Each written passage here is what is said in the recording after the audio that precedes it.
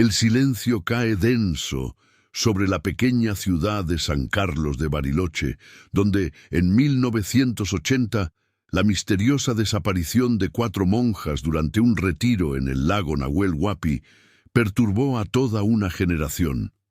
Esa ausencia nunca se cerró del todo.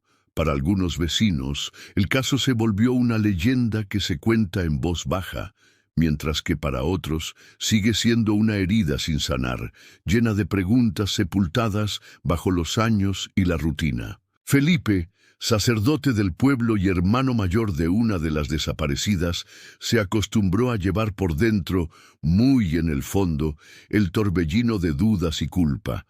Lo guardaba como un secreto silencioso, algo tan hondo y pesado como su fe misma. Nadie en Bariloche se atrevía a mencionar el tema directamente, pero en la mirada de la gente al cruzarse con Felipe se notaba que la herida era compartida. Cada 28 de septiembre, en el aniversario de la tragedia, Felipe lideraba la misa con la voz ligeramente trémula en la modesta capilla de Nuestra Señora de las Nieves.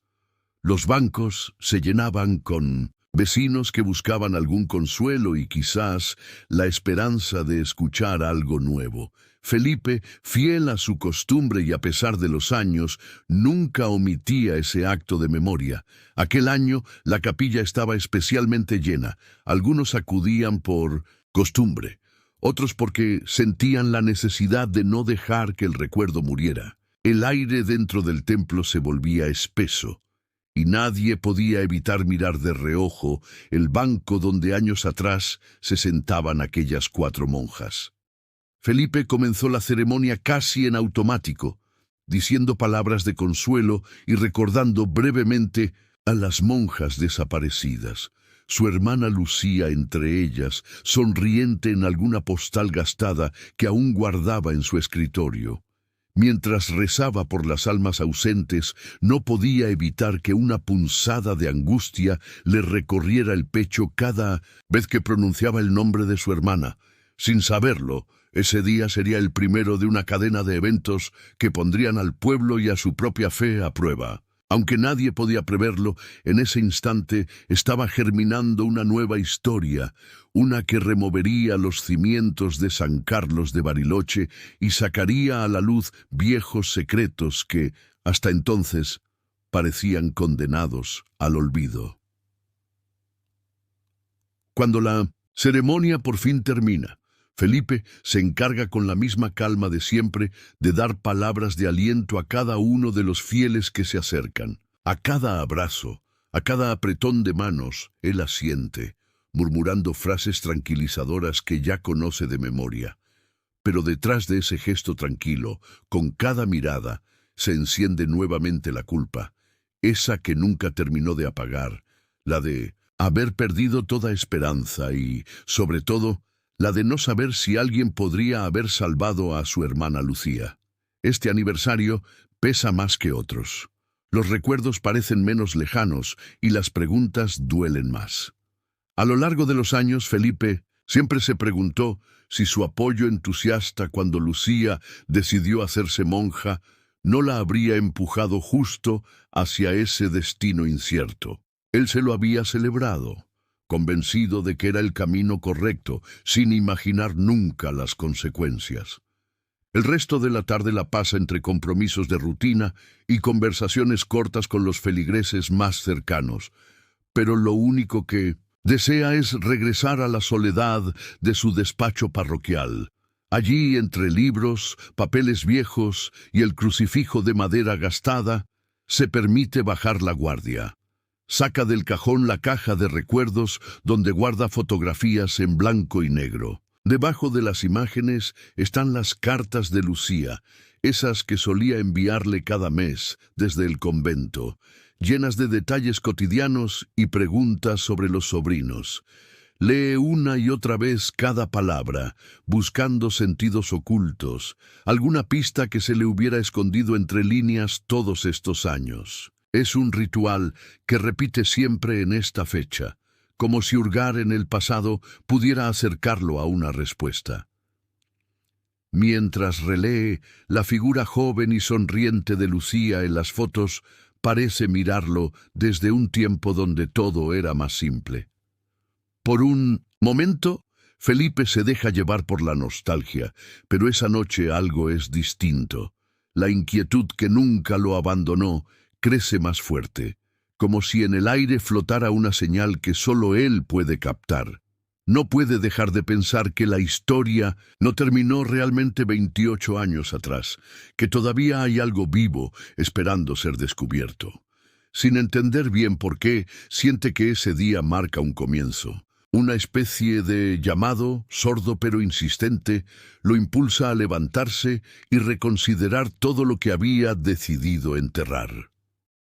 Revolviendo entre las reliquias guardadas en aquella caja, Felipe se detiene en una fotografía algo descolorida donde aparecen las 4 monjas del pueblo, incluyendo a su querida hermana Lucía, todas de pie frente al sencillo refugio junto al lago Nahuel Huapi. En la imagen, las mujeres visten hábitos oscuros y sonríen, como si ninguna de ellas pudiera imaginar lo que el destino les tenía preparado. Detrás, la construcción de madera parece mantener en pie su dignidad, a pesar de los años y del clima patagónico. Pero para Felipe, ese lugar siempre fue frontera entre la esperanza y la fatalidad. No podía mirarlo sin pensar que, justo ahí, la historia familiar tomó un rumbo inesperado. El orgullo por la vocación de Lucía había sido grande en su momento. Le había llenado el pecho de alegría ver a su hermana dedicarse por completo a una vida de servicio. Por años, ese recuerdo le servía como consuelo. Sin embargo, el peso del arrepentimiento nunca se fue del todo. Ahora, viéndose más viejo, y solo la pregunta de si su entusiasmo no habrá sido una trampa involuntaria lo atormenta con fuerza renovada.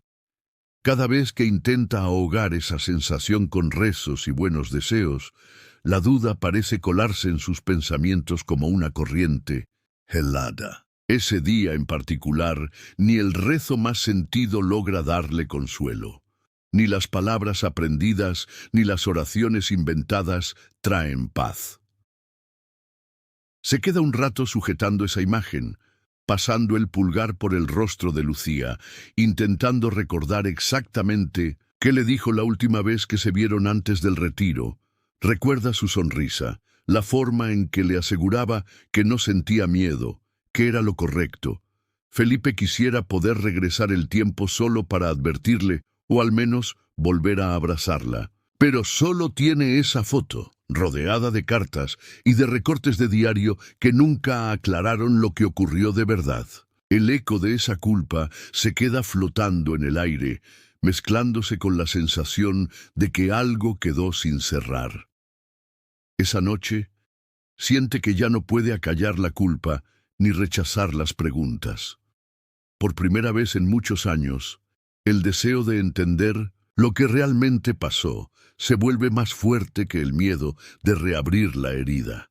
Felipe, solo en su despacho, se da cuenta de que no puede seguir refugiándose solo en la fe. Sabe, aunque no lo diga, que buscar respuestas puede ser el único camino para hallar un poco de paz. El impulso de volver al refugio junto al lago Nahuel Huapi se vuelve imposible de ignorar para Felipe. Es una sensación antigua, medio enterrada, bajo los miedos de todos estos años, pero ese día resurge y se hace tan fuerte que ni siquiera intenta discutir con ella. Ya no le importa si se trata de una idea irracional o si sus vecinos van a empezar a murmurar sobre su repentina inquietud. Solo sabe que necesita presentarse ahí, caminar una vez más sobre ese suelo donde vio por última vez a Lucía y a las otras monjas, quizá buscando alguna señal que explique aquello que nadie logró entender. La sola idea de volver al sitio, después de tantos años de evitarlo, le revuelve el estómago, pero la urgencia es mayor que cualquier miedo. Esa misma noche, sin esperar que lo detenga otra reflexión, recoge unas pocas cosas, mete la vieja fotografía en el bolsillo y sale al encuentro del pasado. El camino entre San Carlos de Bariloche y el lago es uno que conoce demasiado bien. Ha hecho ese trayecto cientos de veces, pero nunca bajo esta mezcla de ansiedad y deseo profundo de respuestas. El auto avanza lento y solo el sonido del motor le hace compañía. Afuera, el bosque patagónico parece más denso y más frío. Por momentos, el recuerdo de las primeras búsquedas de Lucía y sus compañeras, de la policía revisando el refugio, los vecinos pegando carteles por todo el pueblo y las familias caminando juntos a la orilla del lago, reaparece, dándole un sabor agridulce a la travesía. La carretera está desierta a esa hora, y aunque la esperanza casi se le cae de las manos, una emoción tosuda lo mantiene en movimiento. Piensa en lo mucho que cambió el pueblo desde entonces, en las caras nuevas, que apenas recuerdan la historia, y en quienes optaron por olvidarla. Pero también piensa en los viejos, como él, que todavía sienten la falta de aquellas mujeres cada vez que entran a la capilla. Mientras las luces del auto cortan la oscuridad, Felipe se aferra a la idea de que algo, aún pequeño, lo está esperando. No tiene un plan claro y tampoco lo necesita. Es sencillo, buscar alguna verdad, aunque sea tan frágil como una huella en la arena. Lo único que sabe es que acercarse de nuevo a ese lugar es el primer paso, su manera de honrar la memoria y, de alguna forma, permitirse un respiro después de tantos años de silencio. Cuando Felipe finalmente llega al lugar donde antaño se levantaba el refugio, lo primero que nota es el cambio brutal. Esperaba encontrarse con la vieja construcción, aunque fuera ya medio derruida, cubierta de humedad y musgo, pero lo que ve lo deja descolocado. Ahora solo hay un jardín bien cuidado, con parterres de rosas y un césped impecable. Un portón grande y reluciente se alza donde antes solo había una tranquera de madera. Sobre la entrada, un cartel de metal brillante deja claro que aquello es ahora propiedad privada de un tal señor Bustos. La sorpresa lo deja plantado frente al portón, mirando hacia adentro como si aún pudiera reconocer alguna huella, alguna esquina de lo que fue el refugio entre los setos y las flores. Sin embargo, no queda nada, ni una placa, ni una cruz, ni siquiera los bancos rústicos que las monjas usaban para rezar por la tarde. El contraste lo sacude.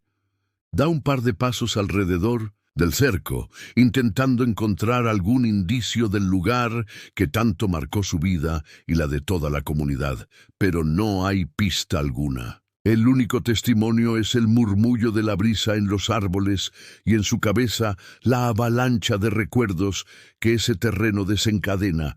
Se siente un intruso en tierra extraña y la ausencia de monumentos o señales le provoca una angustia difícil de explicar. Era como si, junto con el refugio, hubieran borrado también la parte de su historia que quiso rescatar. Sin saber bien qué hacer, Felipe respira hondo y decide llamar a Rubén, que décadas atrás había sido el cuidador de la capilla, el único que podría darle alguna explicación sobre lo que ocurrió. Marca el número con manos temblorosas, y cuando la voz ronca del viejo Rubén aparece al otro lado, pasan unos segundos de silencio incómodo.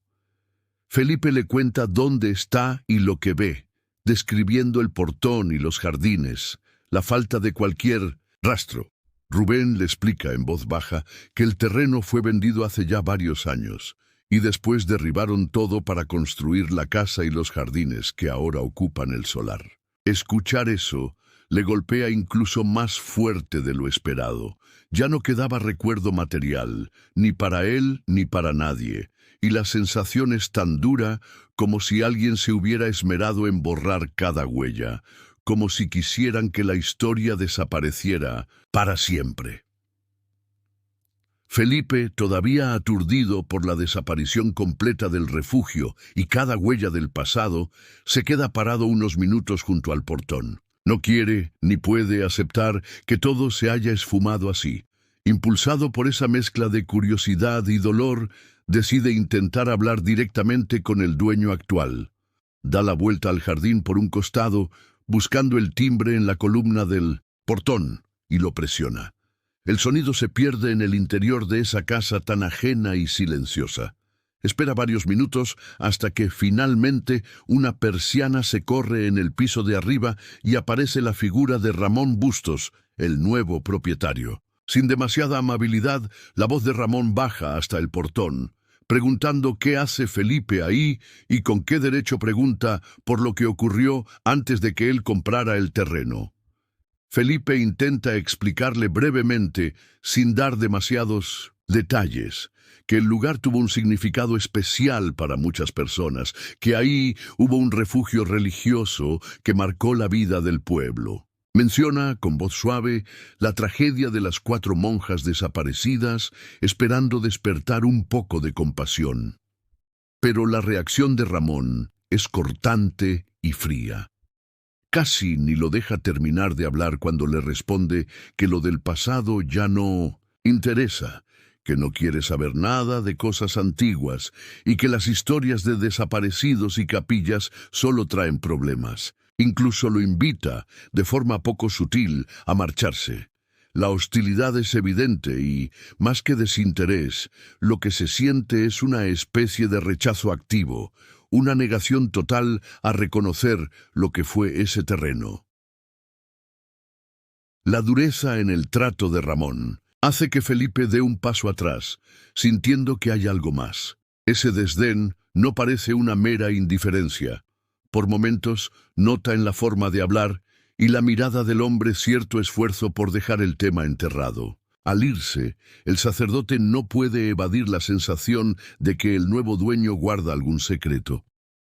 La manera tan tajante de cerrar las puertas y descartar cualquier diálogo no solo deja a Felipe frustrado, sino también más inquieto que antes, como si acabara de tropezar con el primer muro de muchas verdades escondidas tras la fachada perfecta de esa casa. Lo que debería haber sido una simple visita acaba por aumentar el misterio e incluso las dudas y el dolor de Felipe, que ahora están mezclados con una sospecha nueva, una desconfianza que lo llevará a buscar más respuestas, convencido de que lo que descubra tal vez sea mucho más profundo de lo que imaginaba al principio. Felipe conduce sin rumbo fijo, movido por una inquietud que va más allá del simple deseo de saber. No logra calmar esa voz interna que le insiste una y otra vez en que el asunto no está terminado. No se atreve a volver directamente a la parroquia ni tampoco a casa, así que toma un desvío, sin pensarlo mucho, y gira hacia el viejo acceso al terreno donde antes estuvo el refugio. Es tarde, y el viento helado que atraviesa la zona le da la bienvenida, moviendo las ramas de los árboles y trayendo consigo el recuerdo de las cantinelas que se escuchaban allá hace tantos años, cuando él mismo acompañaba a Lucía y las demás en la oración. Mientras avanza por el sendero, a menor velocidad, ocurre algo que lo deja sin palabras. De repente, así sin más, el radio del auto, que estaba apagado desde hacía un buen rato, comienza a emitir un canto. No es una canción común ni una emisora cualquiera. Es un murmuro, una especie de cántico en latín, apenas perceptible, como susurrado por muchas voces al mismo tiempo. Felipe reconoce de inmediato el himno. Lo habían cantado muchas veces en ceremonias. Y su hermana Lucía lo entonaba de manera especial. Se le pone la piel de gallina mientras escucha. El ruido dura solo algunos segundos, pero se siente como una eternidad. El cántico se corta tan abruptamente como apareció, en medio de un silencio que parece aún más pesado que antes. Felipe se queda inmóvil, con las manos tensas sujetando el volante y la mirada fija en el parabrisas. Hace mucho no sentía esa mezcla de miedo y esperanza. Por un instante piensa que se ha vuelto loco o que el cansancio finalmente lo traiciona. Pero esa melodía, grabada tan hondo en su memoria, No podría haber sido casualidad. Tiene la impresión de que no está solo, de que algo o alguien está intentando comunicarse con él, dándole pistas que no debe ignorar. El sacerdote trata de convencerse de que fue solo una falla, una coincidencia, pero la sensación de algo mucho más grande se adueña de su ánimo. Es como si las fuerzas que lo han traído hasta acá le dijeran que aún queda mucho por descubrir, que el verdadero motivo de su visita está a punto de revelarse. Por primera vez en años, acepta que su fe y la realidad pueden encontrar un punto de encuentro en lo inexplicable. Lo único seguro es que no va a poder ignorar estos llamados. Sabe, en lo más profundo, que no puede detenerse ahora. Sin pensar demasiado en las consecuencias, Felipe se deja llevar por la presión interna que le late en el pecho. El sonido del cántico todavía resuena en sus oídos y, amparado por la noche y la soledad, se acerca con paso decidido a la cerca que rodea el renovado terreno. Queda de pie unos minutos frente al alambre, mirando hacia adentro, buscando cualquier seña que lo lleve a lo que tanto ha estado esquivando todos estos años. Es como si el impulso viniera de algún lugar que no puede controlar. Sus dudas y culpas le gritan que pare, que respete los límites, pero una fuerza mayor lo empuja. Empieza a caminar a lo largo de la cerca, con la linterna del celular apuntando al suelo y a las plantas que crecen pegadas al límite. El aire está helado y entre los perfumes de las flores y el olor de la tierra mojada hay algo que lo inquieta. De repente tropieza con una parte vieja de la cerca, oculta detrás de unos arbustos descuidados. Al apoyarse para recuperar el equilibrio, siente cómo la madera y el alambre ceden bajo su peso. Sin querer, provoca una abertura lo bastante grande como para pasar. Su corazón late rápido y, por un momento, duda si avanzar o no. El miedo lo frena, pero también lo empuja. Sabe bien que está por invadir propiedad ajena, algo que nunca habría imaginado hacer en otro tiempo. Sin embargo, lo que lo mueve es más fuerte que la prudencia o el temor a un regaño. Hay una mezcla rara de miedo y esperanza, de respeto y necesidad. Da un paso adentro, cruzando el límite físico, pero también un límite más profundo, que tiene que ver con sus propias barreras internas. Avanzar ahí es casi como meterse en sus propias heridas, traer a la luz secretos que lleva casi 30 años evitando. Se adentra en el terreno, sintiendo el pasto húmedo bajo los zapatos, y la oscuridad parece envolverlo por completo. Tiene la sensación de que está pisando un lugar prohibido, tanto por la ley como por todo lo que ha significado ese espacio en su vida. No sabe qué espera encontrar, ni si las respuestas que busca serán fáciles de aceptar.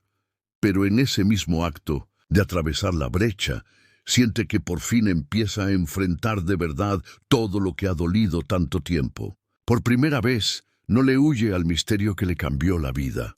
Felipe avanza con pasos lentos y atentos, iluminando el jardín con la tenue luz de su celular. El terreno, tan distinto ahora, parece otro mundo, con arbustos y flores importadas, muy alejadas del paisaje natural patagónico que él recordaba. Sin embargo, en el centro del predio, entre esas plantas que le resultan tan ajenas, descubre algo que no encaja con la nueva imagen. Una reja metálica antigua, semioculta por las ramas y la vegetación crecida al azar. El hierro, cubierto de óxido, deja ver detalles que delatan su origen de otra época, probablemente alguna parte sobreviviente de la antigua capilla, una reliquia olvidada en medio del recambio lujoso de la casa de Bustos. Felipe se acerca despacio, sintiendo que el aire se enfría un poco más cerca de ese punto. Pasa la mano por el metal frío, repasando las figuras en espiral que decoran la reja y con mucho cuidado se agacha para inspeccionarla mejor. Justo cuando apoya el oído sobre la estructura, un estremecimiento lo recorre. Debajo, muy bajo tierra, suenan unos ruidos extraños, casi ahogados. Primero cree que el viento se cuela por algún ducto y juega con su imaginación. Sin embargo, se da cuenta de que no es solo aire.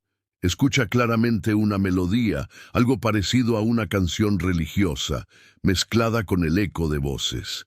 De pronto, una tos humana irrumpe, seca y fuerte, como la de alguien que necesita ayuda.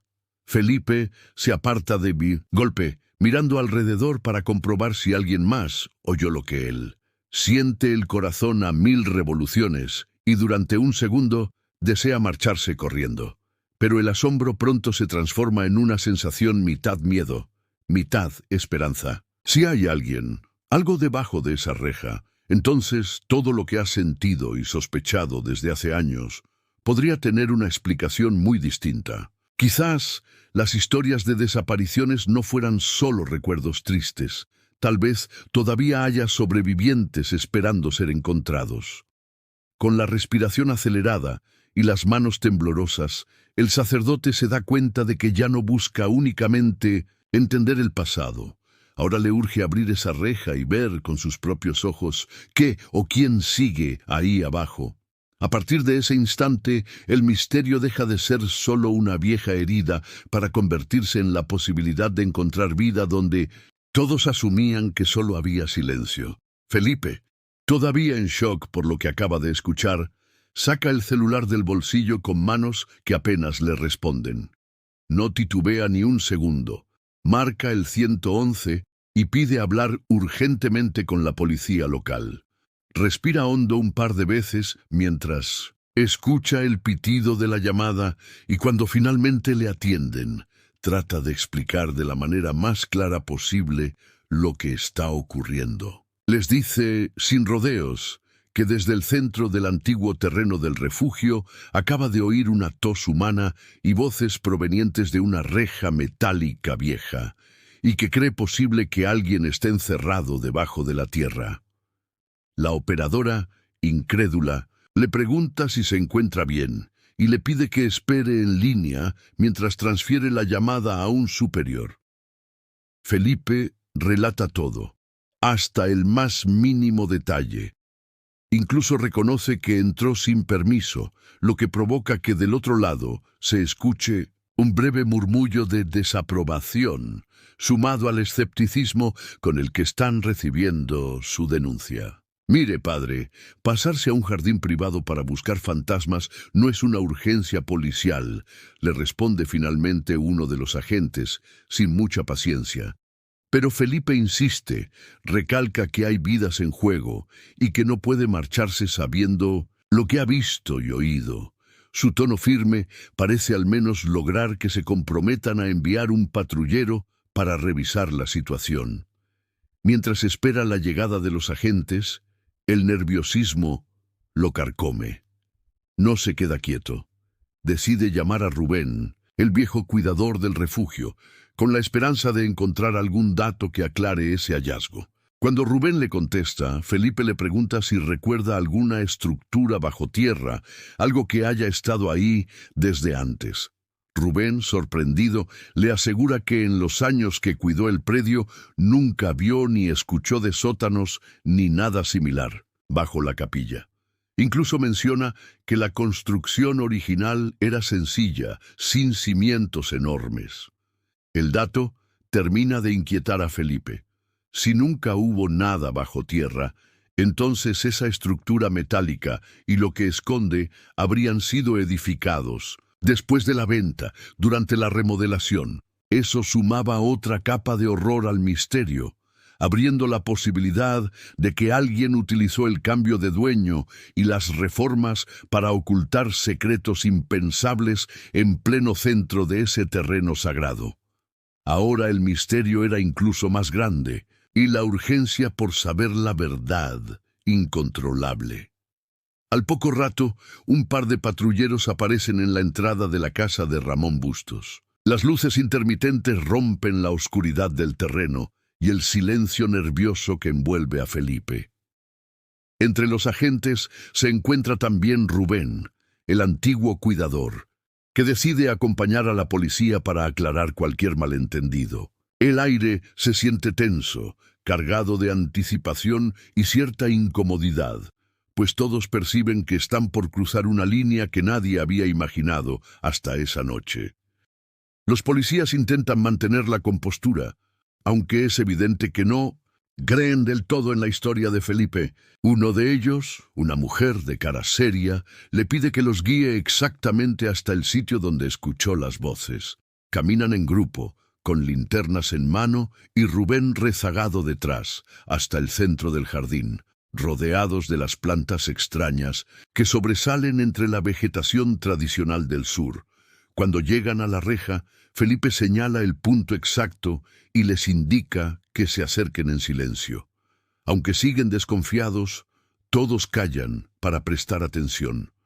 De pronto, el ambiente cambia de golpe. Los presentes escuchan claramente el canto de una mujer, una melodía religiosa en latín que a esa hora y en ese sitio congela la sangre de todos. Es suave pero nítida, como si la tierra misma estuviera cantando. Después del cántico, una voz débil pronuncia algo que ninguno logra comprender del todo, pero lo suficiente para que la incredulidad desaparezca de los rostros policiales. Durante algunos segundos, nadie dice nada. Es como si el jardín, la casa, los árboles y todo lo demás simplemente dejaran de existir. Solo el cántico llena el aire. La sorpresa es total. Uno de los agentes toma el radio y pide refuerzos, mientras Rubén mira la reja con una mezcla de miedo y lágrimas en los ojos. Felipe respira despacio, tratando de regular la emoción, consciente de que eso que está ocurriendo desafía tanto el sentido común como todo lo que creían saber sobre ese lugar. Ya no hay dudas. Hay una presencia viva enterrada bajo la superficie, alguien que lleva años esperando ser escuchado. Ante la urgencia del descubrimiento, deciden interrogar de inmediato a Ramón. Pero al encontrarlo, éste insiste en no tener nada que ver y se muestra más terco que nunca, negando cualquier conocimiento sobre túneles o estructuras subterráneas. Su actitud solo aumenta la desconfianza y la desesperación de todos, porque ahora el tiempo se vuelve un enemigo y el misterio parece crecer con cada respuesta evasiva. Ramón Bustos no se inmuta ante la presencia policial ni ante las preguntas insistentes que le llegan de todos lados. Se cruza de brazos y mira con gesto altivo tanto a los agentes como a Felipe y Rubén. Primero, intenta restar importancia a todo, diciendo que lo que han escuchado no puede ser más que ruidos de cañerías viejas o incluso algún animal atrapado. Se permite hasta una sonrisa burlona cuando uno de los policías menciona la posibilidad de personas enterradas bajo el parque. Insiste una y otra vez en que él nunca ordenó construir nada fuera de lo legal y que jamás dio permiso para hacer obras bajo tierra. Todos los intentos de que colabore terminan en negativas o en frases que buscan dejar a los demás como crédulos o exagerados. El ambiente empieza a llenarse de una mezcla de rabia y desesperación. La tensión aumenta con cada respuesta evasiva o cada broma de mal gusto que Ramón suelta, como si quisiera provocarlos o cansarlos. Uno de los policías, que hasta hacía unos minutos se mostraba escéptico, da por terminada la conversación y pide por radio el inicio del trámite judicial. Nadie quiere arriesgarse a tocar la reja y excavar sin la orden de un juez por miedo a arruinar pruebas o generar problemas legales aún más graves. Sin embargo, todos, en especial Felipe, sienten la presión del tiempo como un peso en el aire. Saben que, si el canto fue real y la tos provino de alguien aún con vida, cada minuto perdido puede costar demasiado. Felipe aparta la mirada de Ramón y mira de nuevo la reja oxidada. Sus pensamientos oscilan entre la esperanza y el miedo más profundo. Una parte de él casi desea no saber lo que de verdad se esconde bajo la tierra, pero no puede ignorar la oportunidad de encontrar algo que ha estado buscando durante tantos años. Recuerda las noches en que rezaba por respuestas y la culpa que cargaba por mantenerse alejado. Ahora que la verdad parece tan cerca, teme tanto a lo que pueda descubrir como a la posibilidad de nunca saberlo. Mientras los agentes aseguran la zona y los flashes de las luces policiales pintan sombras alargadas sobre el jardín, el padre percibe que la fe a veces también duele. Se pregunta si está preparado para recibir la verdad, sea cual sea, mientras el frío y la espera se cuelan en los huesos y en los pensamientos de todos. Felipe se refugia en la casa de Rubén, mientras espera que la justicia haga su trabajo. El ambiente ahí es distinto. Hay una sensación de complicidad y de historia compartida. Rubén coloca sobre la mesa una caja de cartón llena de objetos rescatados el día que demolieron la vieja capilla. Un crucifijo carcomido por el tiempo, algunos cuadernos de anotaciones, fotos en blanco y negro de niños del antiguo internado. Felipe pasa los dedos por los objetos, evocando recuerdos de un pasado que nunca se había atrevido a revisar de verdad. Sentados a la mesa, Rubén le cuenta datos que antes parecían irrelevantes, pero ahora adquieren otro peso. Recuerda que, días antes de la venta, vio camiones entrando al terreno en plena madrugada, cosa que le pareció rara porque nunca hubo obras a esa hora mientras él estuvo a cargo. También se rumoreaba que algunos trabajadores locales fueron despedidos abruptamente y reemplazados por desconocidos que parecían no querer hablar con nadie del pueblo.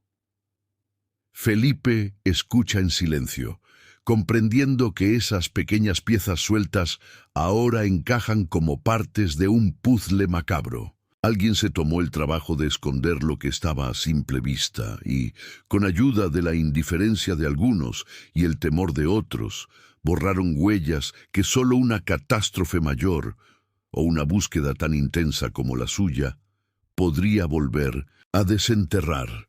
Mientras Rubén sigue hablando de nombres ya olvidados y de noches en las que creyó ver luces encendidas detrás de la capilla, el padre siente que cada historia encaja con lo que ahora sabe.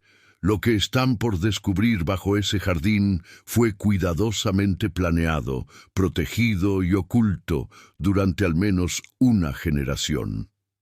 En ese clima de desvelo, resuena el teléfono fijo. Rubén atiende y lo mira de inmediato, sabiendo que la noticia era inevitable. El mandado del juez ya está en manos de la policía. Pueden intervenir en la propiedad de Bustos en cualquier momento. Aunque le piden que se mantenga a distancia, Felipe siente que, después de todos esos años de dudas, silencios y culpas, no puede quedarse de brazos cruzados. Este es el momento que ha estado esperando desde aquel día terrible del incendio.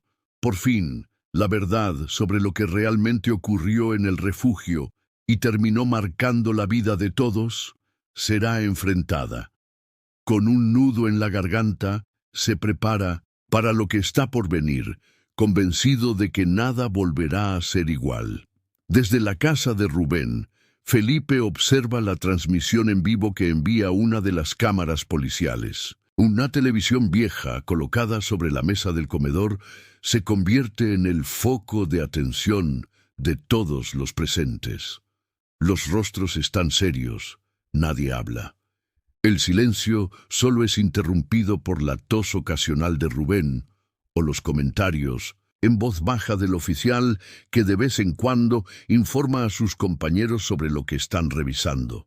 El equipo policial no deja rincón sin inspeccionar. Revisan los baños, levantan alfombras, golpean paredes en busca de alguna oquedad sospechosa, revisan hasta los árboles cercanos. Todo parece indicar que no hallarán nada, hasta que uno de los agentes sale corriendo, llamando a los demás para que lo sigan detrás del antiguo galpón de herramientas. La cámara se mueve rápido. Muestran cómo, muy escondida bajo una pila de tablas y herramientas viejas, descubren una trampilla pesada, cubierta por una lona sucia y algunos bultos olvidados. Rompen el candado y logran abrir la puerta hacia abajo. Una corriente de aire frío y húmedo sale de inmediato, como si ese espacio llevara años sin abrirse.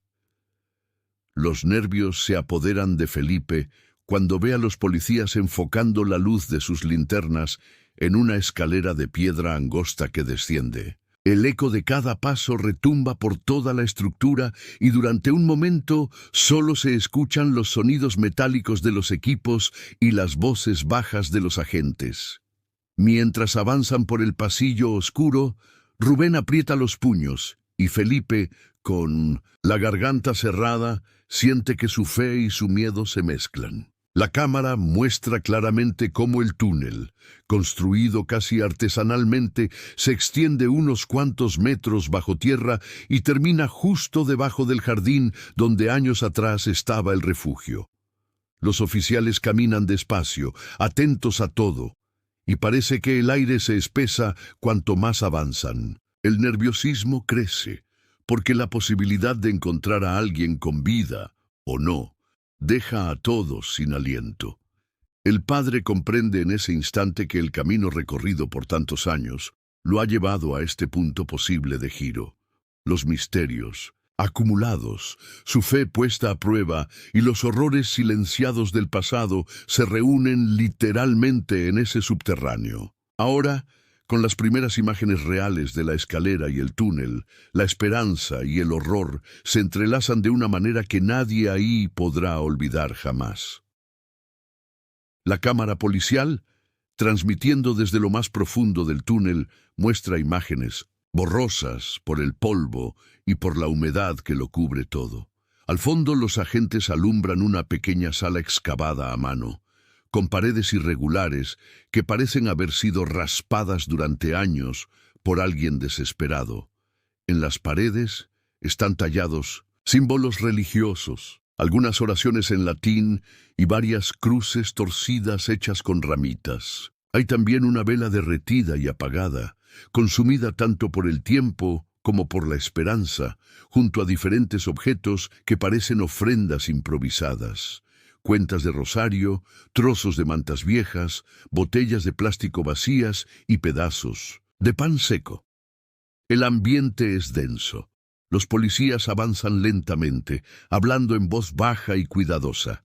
En medio de ese silencio se oye de pronto un susurro débil, casi un lamento, que los hace detenerse y enfocar mejor la linterna contra una esquina oscura. Allí, acurrucada y cubriéndose los ojos por la luz, está una figura humana increíblemente delgada, con el pelo largo enmarañado y el rostro marcado por los años de encierro.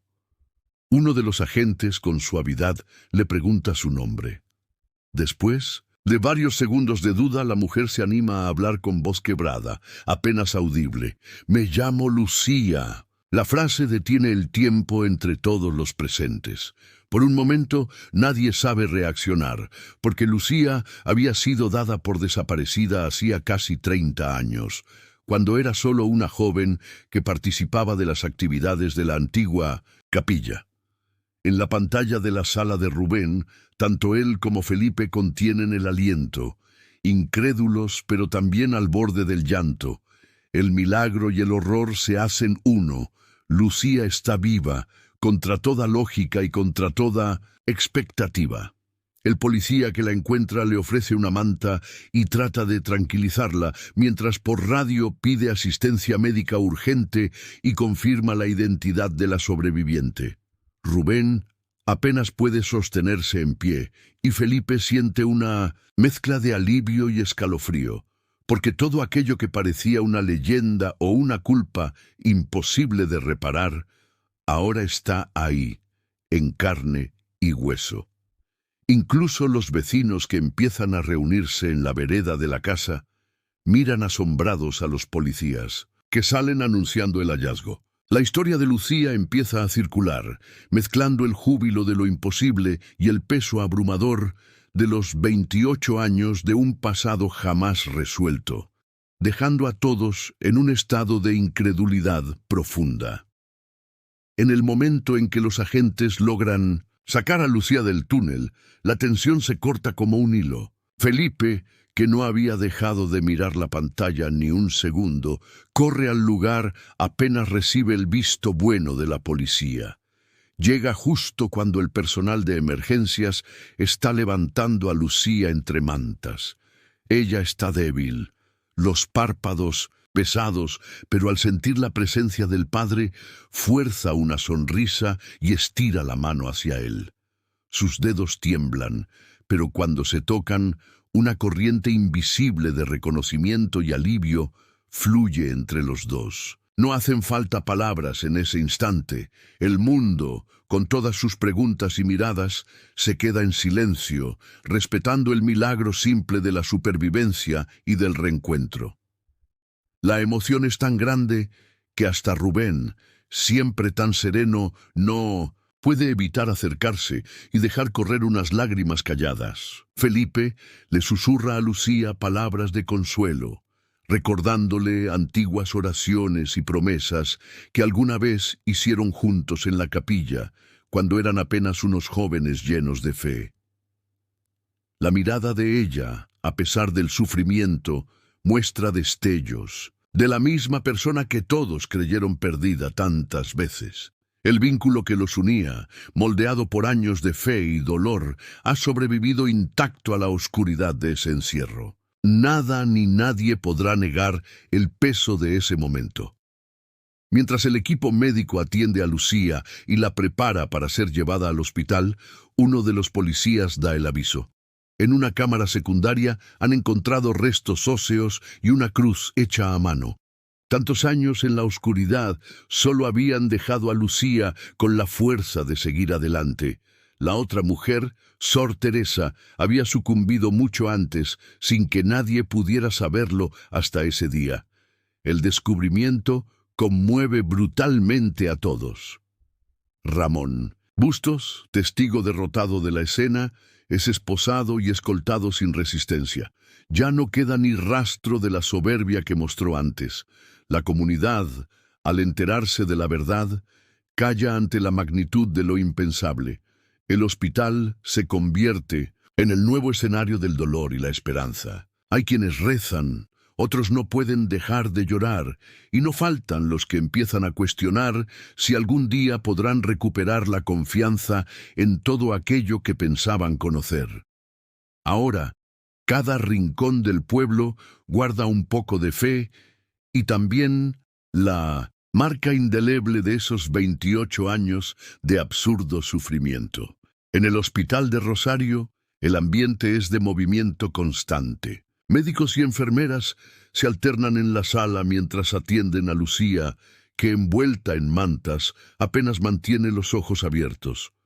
Su cuerpo muestra señales claras de un encierro prolongado. Está extremadamente delgada, su piel está pálida y tiene varias fracturas mal curadas.